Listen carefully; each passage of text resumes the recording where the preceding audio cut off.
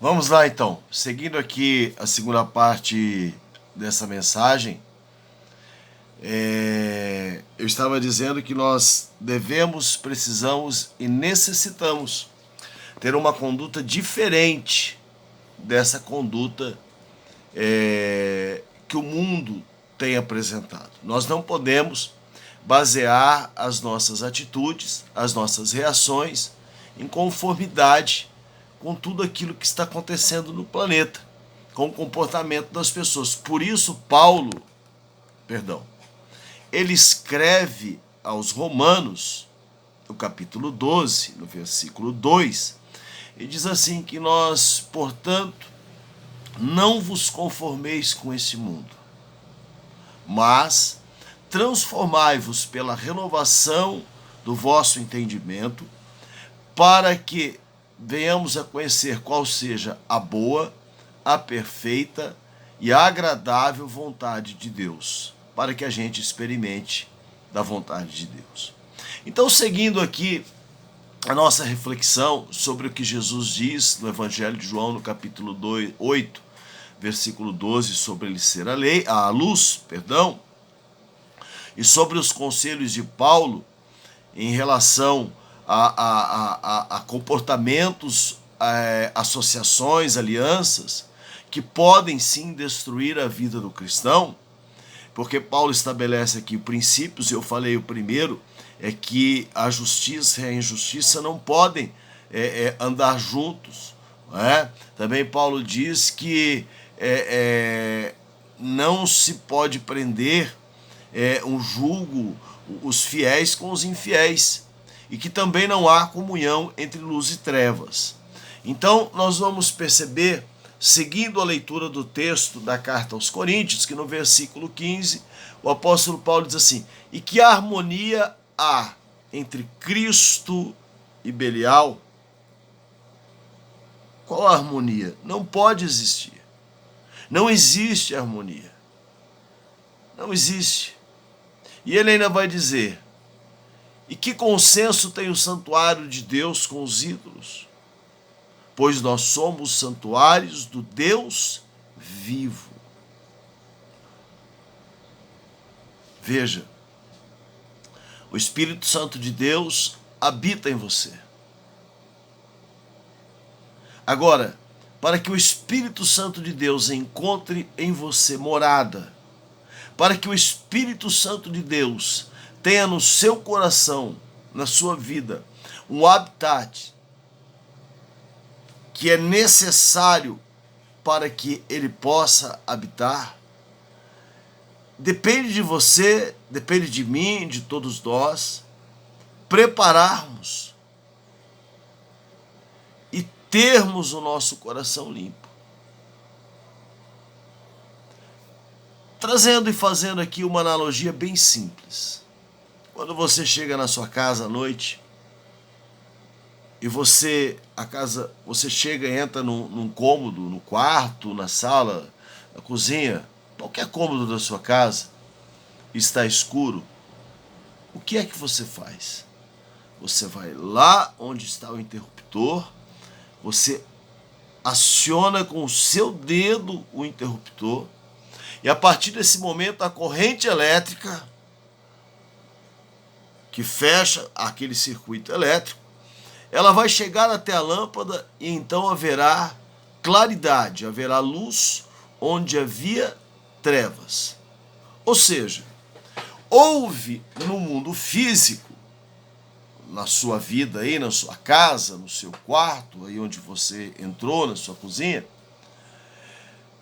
uma mudança física. Mas para que essa mudança, para que a luz entrasse onde havia trevas, foi necessário uma atitude sua. Foi necessário que você fosse até onde estava o interruptor e você tocasse, acionasse aquele interruptor. Da mesma maneira, para que a luz de Jesus se reflita na nossa vida, é necessário sim atitude da nossa parte. E as atitudes da nossa parte, as atitudes que nós precisamos ter, elas são estabelecidas pela maneira com que nós nos relacionamos. primeiramente com Deus e segundo com as pessoas. Não existe vida sem relacionamento. Não existe. A luz de Jesus, a luz do Senhor, ela somente pode existir na sua vida, ela somente pode habitar em você a partir das suas atitudes, a partir do momento em que você tenha atitudes que são condizentes com a palavra de Deus e com os ensinamentos de Jesus. É assim que a luz do Senhor se reflete na nossa vida. É assim que as pessoas vão olhar para nós e perceberão que somos diferentes. Que ainda que o mundo esteja perdido, ainda que o pecado impera no mundo, ainda que a desonestidade impera no mundo, ainda que esse egoísmo, esse egocentrismo, onde as pessoas só pensam em si próprias, onde o espírito da piedade, o espírito do amor, o espírito que vem do Senhor, ele esteja sendo repudiado de certa maneira e sendo relegado a um segundo plano, porque a cada dia que passa, as atitudes do ser humano revelam que ele está se colocando no centro da sua própria vida, deixando Deus de lado. E Deus não pode estar de lado na sua vida. O Senhor tem que ocupar o primeiro lugar na sua vida, ou ele não ocupa lugar nenhum, meu amado, minha amada. Paulo continua no versículo 16 e diz assim,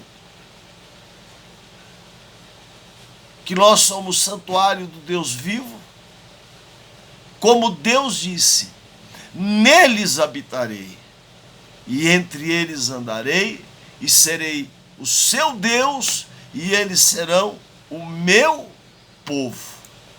Veja que, observando primeiramente essa relação do Senhor Deus com Israel, no estabelecimento do sacerdócio levítico, arônico, havia-se a necessidade da queima do óleo.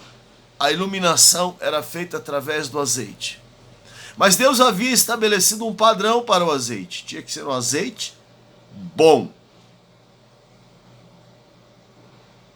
Mas o povo, se afastando de Deus, começa a queimar um óleo de má qualidade. Começa a oferecer a Deus qualquer coisa. E esse óleo de má qualidade, ele começa a produzir uma fumaça. Aquela fumaça tanto quanto insuportável e fétida. Então eles começam a oferecer ao Senhor, para queima, para iluminação, um óleo de má qualidade. E nós não podemos fazer isso. Nós não podemos oferecer ao Senhor o resto. Porque se tem algo, e se tem o que de melhor você pode oferecer a Deus, isso é a sua vida, é o seu viver, é a sua maneira de pensar, sua maneira de agir, é a sua maneira de entender a vontade de Deus, buscar a vontade de Deus, manifestar na sua vida, manifestar o caráter de Cristo em você.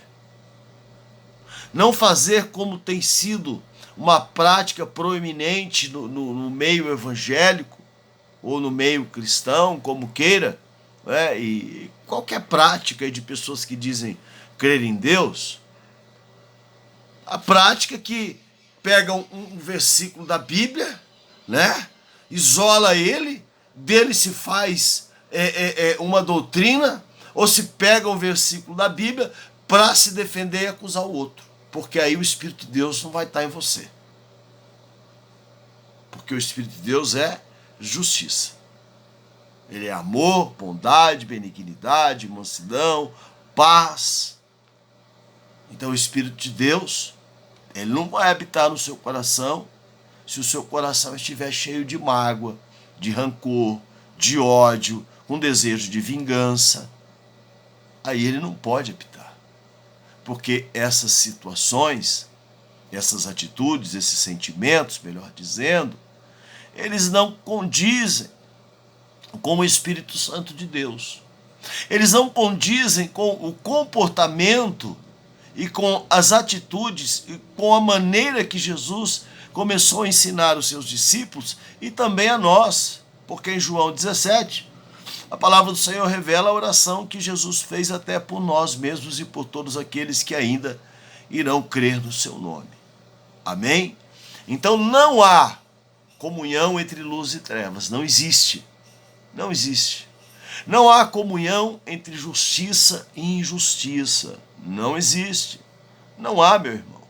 Não há, minha irmã. O Espírito de Deus, ele precisa habitar em nós. Mas para que o Espírito de Deus, o Espírito Santo do Senhor, habite em nossas vidas, é necessário que o nosso coração esteja pronto, preparado, e que nós queiramos isso, e que nós trabalhemos para isso. Amém? Oremos ao Senhor.